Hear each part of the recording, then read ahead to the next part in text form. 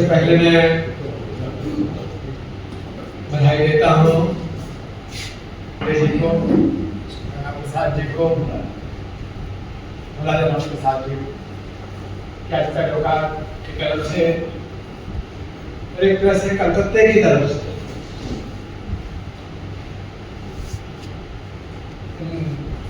अनुभवी पत्रकारों को लंबे समय से जो हिंदी पत्रकारिता की सेवा में हैं उनको सम्मानित किया।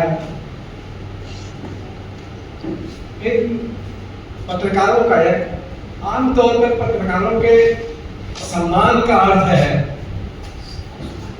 कि हम ये पत्रकार जो खबरें लाने में, लिखने में जो जोखिम उठाते हैं, युद्ध क्षेत्रों से संवाद कर वहां से समाचार भेजते हैं, बड़ी प्राकृतिक विपदा होती है तो वहां जाकर के वहां से समाचार भेजते हैं। राजनीतिक दलों का कोई जमावड़ा होता है, कोई हंगामा होता है तो बिना हेलमेट पहने वे वहां जाकर के वहां से समाचार भेजते हैं। तो ये एक तरह से जो सैकड़ों साल से जो इस तरह से जोखिम उठा करके तथ्य इकट्ठे किए जाते हैं, समाचार बनाए जाते हैं, तो उस जोखिम का सम्मान है, उस जोखिम उठाने वालों का सम्मान है।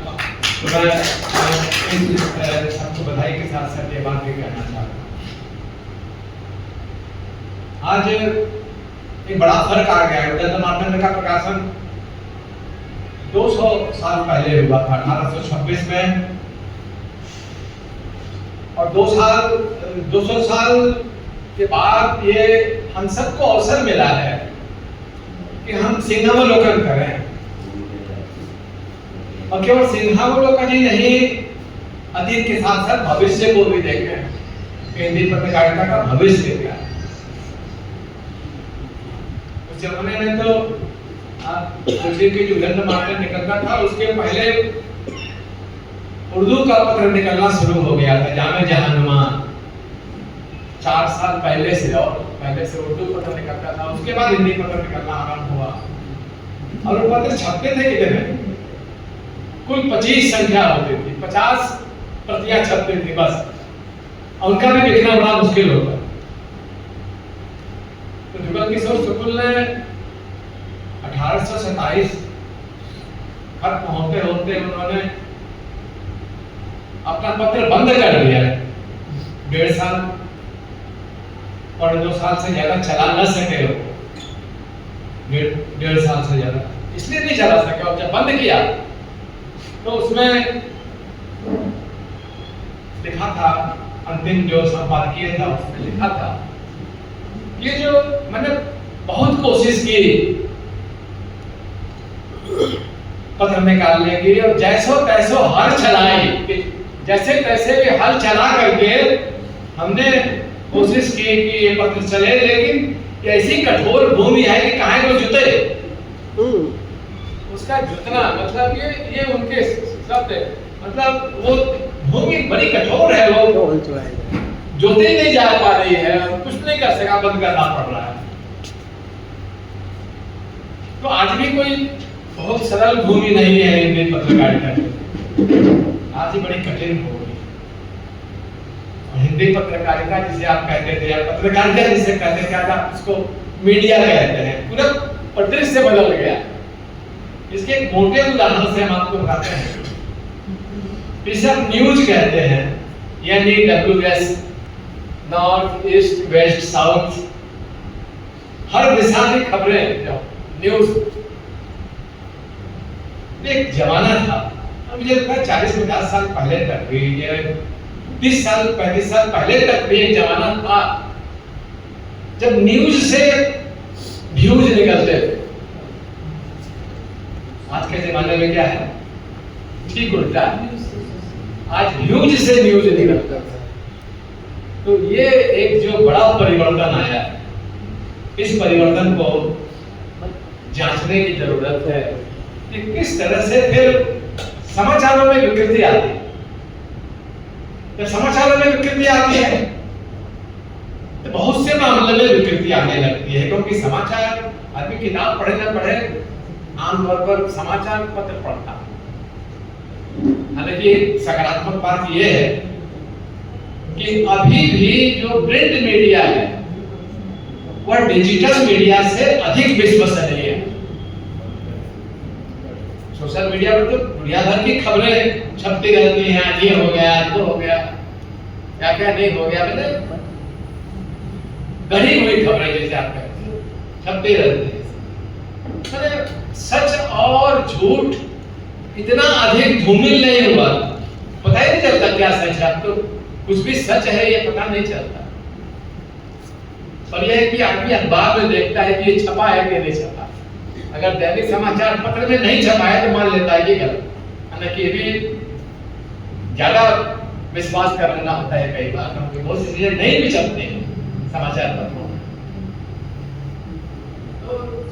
तो जो असर पड़ता है ऐसे जो समाचारों में जो एक विकृति आती है उसका स्मृति पे असर पड़ता है। जैसे स्मृति पे असर ऐसे पड़ता है कि आप देखिए कि अखबार हो, टीवी हो, डिजिटल मीडिया हो, ये सब तो मीडिया है। अब तो मीडिया एक बड़ा अर्थ देने लगा। पत्रकारिता का तो है कि छपे हुए अखबार होते थे, पत्रिकाएं होती थी, उनको हम पहले पत्रकारिता कहते थे। लेकिन अब तो मीडिया का संसार जो है वो पत्रकारिता से बहुत विस्तृत हो गया है। पत्रकारिता का संसार सूचना का संसार था। सूचना क्रांति के बाद सूचना के माध्यम बदल गए, बहुत सारे नए माध्यम आ गए। तो नए माध्यम आ गए तो जाहिर है कि सूचना की प्रकृति भी बदल गई, सूचना का स्वभाव भी बदल गया। हुआ ये कि फिर जब मैंने बताया कि आजकल व्यूज से न्यूज निकलता है तो उसका एक बड़ा असर स्मृति पर भी पड़ा और वर्तमान स्मृति को नियंत्रित करने लगा। ये जो बड़ी घटना ये है कि जो वर्तमान स्मृति अतीत जैसा है अब हम वैसा देख नहीं पाते। अब तो अतीत को जैसा दिखाया जाता है काट छांट करके, उसको साइज करके जो दिखाया जाता है वो हम देखते हैं। स्मृति पर फर्क नहीं पड़ा। डिजिटल जो मीडिया ने तो व्यक्ति की क्रिटिकल थिंकिंग को भी प्रभावित किया। एक तरफ स्मृति को प्रभावित किया, मेमोरी को, कि कट छट करके हमारे सामने अतीत आने लगा और अतीत का एक जीवंत सकारात्मक हिस्सा हमारी स्मृति से बहिष्कृत किया जाने लगा। तो दूसरी तरफ हमारी जो क्रिटिकल थिंकिंग है, सोच रहे मतलब तर्क से, प्रमाण से चीजों को जानने की जो प्रवृत्ति है, मनुष्य में स्वभाव है, तो वो भी बहुत संभव नहीं है। क्रिटिकल थिंकिंग भी हमारी कल्पनाशील है। अब वो जो बना के दे देते हैं हम उसकी आगे कल्पना नहीं कर पाते हैं, करना। तो ये मनुष्य के स्वभाव पर एक बहुत बड़ा आक्रमण आज उपस्थित है और मैं ज्यादा नहीं होगा क्योंकि वक्त बहुत ज्यादा है, बीज को बीज ही रहने देना चाहता हूँ। एक केवल उदाहरण और पहले के जो वृक्ष बन जाए तो फिर बाकी लोग कैसे बोले। तो बस उतने अभी बहुत से वक्ता है हमारे। तो मैं जो एक गणेश के विद्यार्थी पर कोलकाता आए थे, भले बड़ा फर्क है। गणेश के विद्यार्थी कोलकाता आए थे तो किसी अपने संपन्न घराने के किसी व्यक्ति के घर पर पहुंचे, उसने स्वागत किया। तो उस घराने के उस व्यक्ति ने अपने नौकर से कहा कि चवन्नी ले जाओ, रसगुल्ला लेके आओ। मुझे पत्रकार के क्या संघर्ष होता है उसके बारे में बताना चाहता हूँ कि चवन्नी ले जाओ और रसगुल्ला लेकर के आओ। विद्यार्थी जी ने हाथ जोड़ते हुए कहा कि चवन्नी आप हमें दे दीजिए, हम अपने पत्र में मेंबरशिप के रूप में रख लेंगे, हम रसगुल्ला नहीं। तो देखिए ये उस जमाने में जो पत्रकार थे कैसे अपने पत्रों को जीवित रखते, जीवित रखने के लिए बहुत उनको कोशिश करनी पड़ती। आज तो स्थिति ये है कि जो पत्रकारों की जो दशा है वो बहुत इसलिए भी चिंताजनक है कि दो चीजों का अब बड़ा ह्रास हो गया है। एक तो पत्रकार जो है वो उसकी स्वतंत्रता पर बड़ा संकट है और दूसरे उसके स्वाभिमान पर बड़ा संकट है। आज पत्रकार स्वाभिमान के साथ पत्रकारिता नहीं कर सकता। ये एक जो बहुत बड़ी समस्या है पत्रकार का, एक आत्म जो उनका जो एक आत्म गरिमा है पत्रकार, आज वो अपनी आत्म गरिमा लेकर के अपना स्वाभिमान लेकर के आज वो काम नहीं कर सकता है। अपना स्वाभिमान लेकर जाएगा तो भूखे मर जाएगा। ये आज इतनी बुरी दशा में आज है, क्योंकि आज जो है वो पत्रकार की उतनी इज्जत नहीं है जितनी इज्जत इन्फ्लुएंसर की है। एक नई कैटेगरी आ गई है, एक नया वर्ग आ गया है जो इन्फ्लुएंसर है, और इन्फ्लुएंसर भी स्वच्छंद रूप से नहीं है वो, क्योंकि आज मीडिया जो है वो एक तरह का इमेज मैनेजर बन गया है। इमेज मैनेजमेंट चल रहा है। इमेज मैनेजमेंट में ऐसा भी होता है कि कद इतना ऊंचा कर दो कि और कुछ दिखाई न दे, या फिर कद इतना नीचा कर दो कि बिल्कुल कीचड़ में लिपटा हुआ दिखाई। तो चंदन में डूबा हुआ है कि कीचड़ में डूबा हुआ, ये इमेज मैनेजमेंट है कि चंदन लगाना है कि कीचड़ लगाना है, ये इमेज मैनेजमेंट का जमाना है। तो मैं अब जो दूसरा फर्क आया है उसकी चर्चा करके अति संक्षेप में मैं कहूँगा कि जो सूचना की विकृति दिखाई दे रही है, जो व्यूज से न्यूज निकल रहा है, ये सब ये जो परिदृश्य है, इस परिदृश्य में हम एक और चीज पाते हैं। तीन सूचना आजकल विकृत सूचना तीन तरह की। एक तो कहते हैं मिस इन्फॉर्मेशन, इन्फॉर्मेशन का जो कहते हैं कि age of information, age of information, और कहते हैं कि सूचना क्रांति आ गई। तो अब सूचना क्रांति आ गई कि सूचना भ्रांति आ गई, ये आज बहुत समझना मुश्किल है। आज सूचना क्रांति जो है वो सूचना भ्रांति में बदल गई है, और चारों तरफ जो है वो दुर्दशा है, तो पत्रकार अच्छी तरह से जानते हैं। तो ये विकृत सूचना या भ्रांतिकारी सूचना तीन तरह की होती है। एक तो होती है मिस इन्फॉर्मेशन। मिस इन्फॉर्मेशन का अर्थ ये है कि कोई गलत सूचना का चला जाना, इरादतन नहीं, इरादा नहीं है कि हम गलत सूचना दें, लेकिन तथ्यों की जानकारी के अभाव में कई बार पत्रकार जो हैं वो मिस इन्फॉर्म करते हैं, मतलब वो गलती से कोई बात कह देते हैं, तो इसे कहते हैं मिस इन्फॉर्मेशन।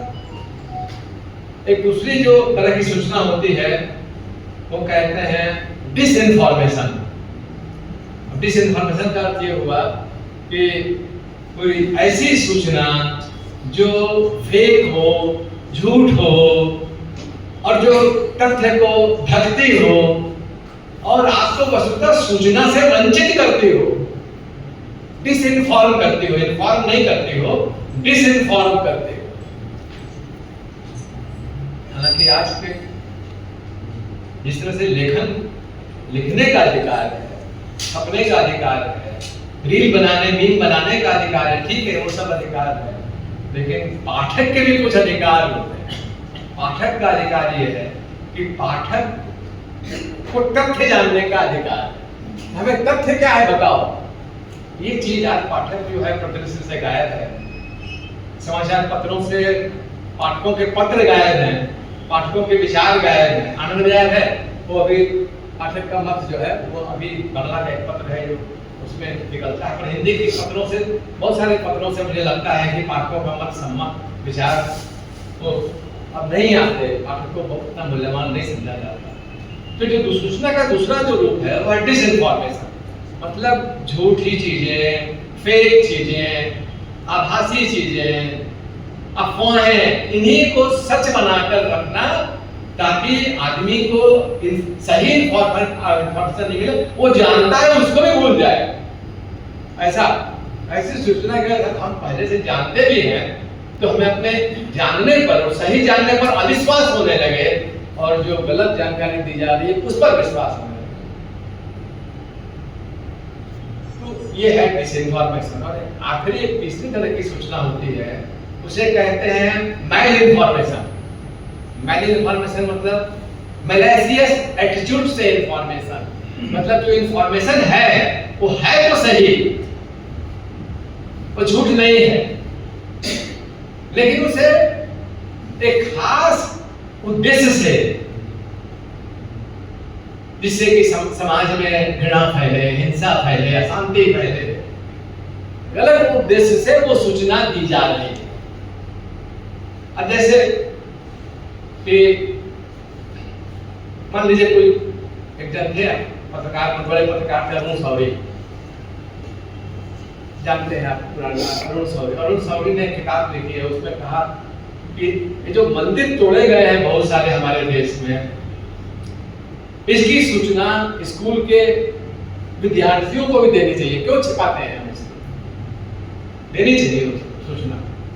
तो फैक्ट है कि मंदिर तोड़े गए हैं, तो कोई लूटे गए हैं, तोड़े गए हैं, तो फैक्ट है। अब इस फैक्ट को अगर हम जानबूझकर प्रसारित कर रहे हैं कि देखो ये तोड़ा गया है, ये हुआ है, ये हुआ है, सच बोल रहे हैं, लेकिन उसका उद्देश्य क्या है? समाज में दूरी पैदा करना। यह है वर्तमान पर अतीत का हमला। ये वर्तमान पर जो अतीत का हमला है, जब इस उद्देश्य से जब कोई सही बात है लेकिन उसको अगर हम ज्यादा बल दे करके प्रचारित करते हैं, ये मैल इन्फॉर्मेशन है। मुझे लगता है कि हिंदी पत्रकार जो है वो समाज की आंखें हैं, और आंखों को का लक्षण है कि जो देखे वो बोले, जो सच लगे वो बोले। तो आज पत्रकार पर सबसे बड़ा दायित्व है कि पाठक के तथ्य जानने के अधिकार की जहां तक संभव है वो रक्षा करें। इन्हीं शब्दों के साथ ये हिंदी पत्रकारिता के जो 200 साल हैं